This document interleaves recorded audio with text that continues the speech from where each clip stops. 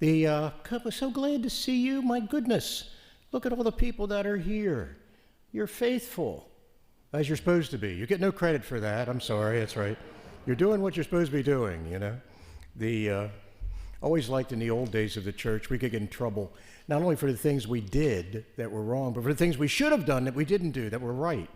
You know, you always had to have a certain amount of tension, you know. So speaking of tension, as we have this Feast of the Holy Family, look at what's happened with Jesus, Mary, and Joseph. And in fact, lots of times when there's tension in people's families, their names are invoked, right? People say, Jesus, Mary, and Joseph. What's happening here today? The festival for Jerusalem was something that was considered so important that if you could do it once in your lifetime, that was enough, because the traveling was arduous, difficult, unsafe, hard, expensive. And so Mary and Joseph and Jesus were in the custom of going up every year. And so Jesus became quite familiar with the temple. It was probably why he happened to say, why were you looking for me? Didn't you think I would be here? We're here so often. And so what happens, though, is she says, Son, how could you have done this to your father and I? We've been searching for you with great anxiety. Now, it is so wonderful to have this particular gospel in the Feast of the Holy Family when you and I pray that we might be like the Holy Family.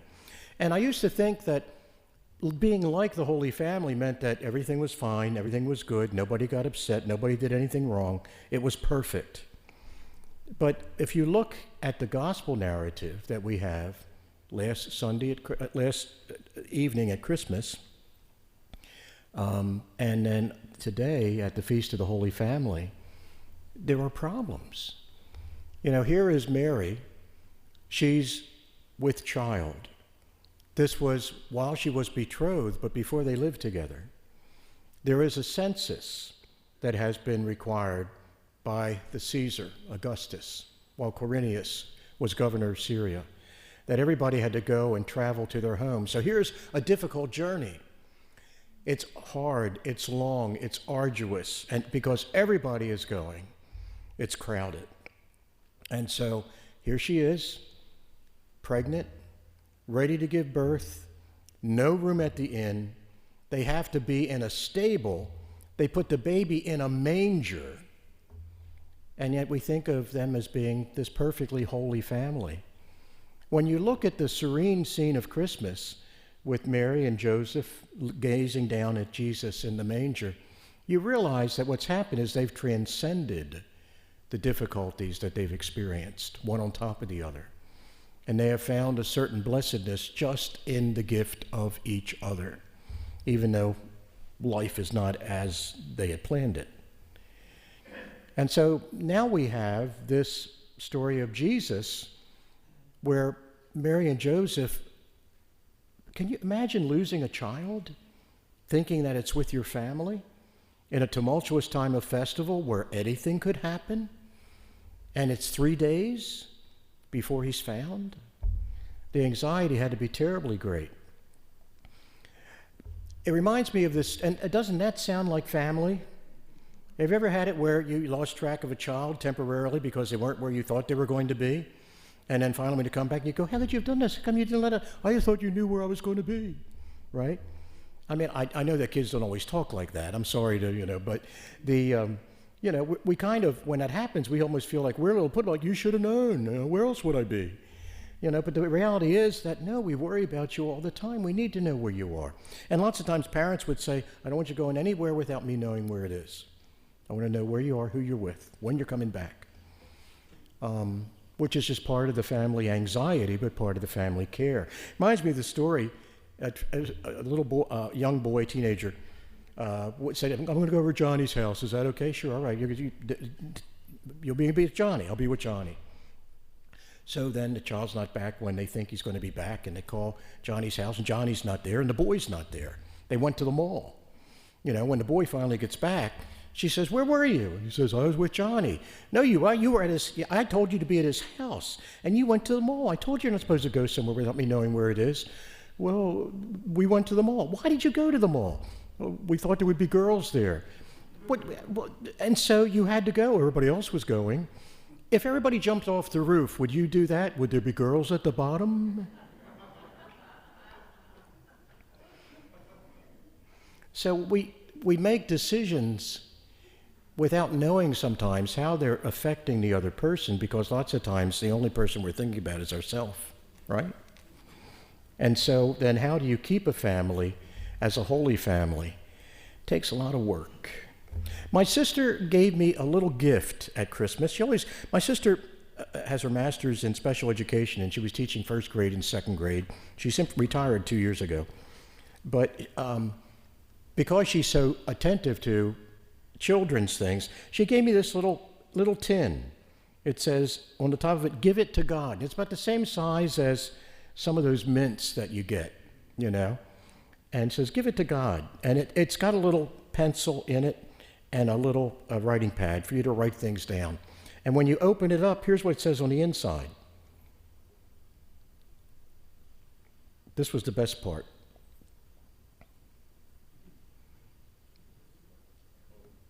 It says, I'm going to read it from here. It says, "Be completely humble, gentle, and patient, bearing with one another in love." And it's from Ephesians chapter 4, verse 2 to 3. And if you can look, the word patient is spelled wrong. Is there a way to zoom in on that, make that bigger? No, okay. See, P-A-I-T-E-N-T.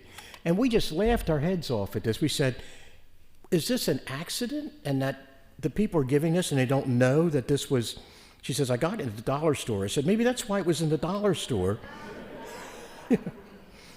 But we said it's perfect. And perfect in that it's wrong, and so to say, be patient with one another, and the thing spelled wrong is just a happy reminder of everything is not going to go smoothly. Everything is not going to go smoothly, and that's precisely how you become a holy family. Not that you're perfect, but that you love each other. Not that you love each other perfectly, but that you try your best. And that the general feeling is that the heartfelt feeling that you're able to extend to each other is something that they recognize is remaining as the foundation, even though sometimes you fail to uphold that as you would like it to be. That's what makes us a holy family. We keep trying, despite people's foibles, fractures, failures. We're all still growing, all still growing. When we start as children, we have no idea that the center of the universe is not us. And then as you begin to become people who give more than you tend to receive, you realize that in an odd way, it's what you're called to do. Not so much that you get everything you want, but that you are able to the best of your ability to give what is needed for the people that you love. So that's what it means to be a holy family, I think. And I think that's the reason why God came, not in a palace, but in a stable. Came, not in fine garments, but in swaddling clothes. Not in a rich family. Mary and Joseph were certainly blue collar. Joseph was a carpenter, but they weren't wealthy. What they had, their true wealth, was each other.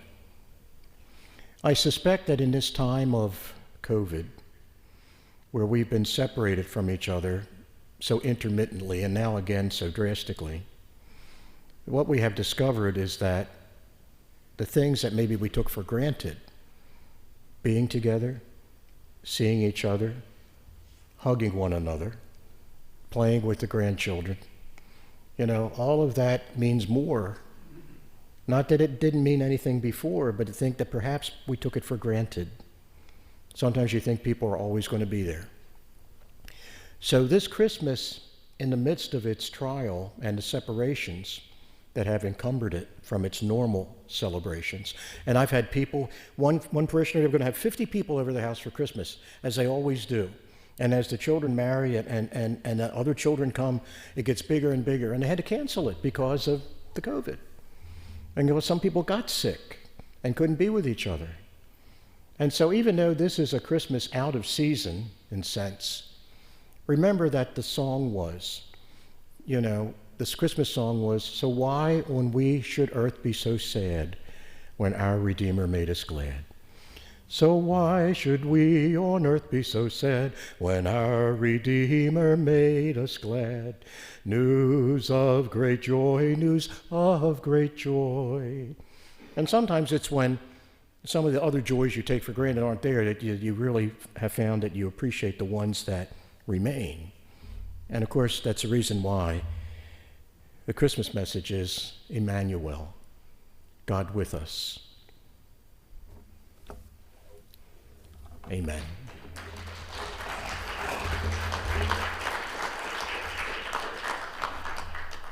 Thank you. Since you like that so much, I'll give it again.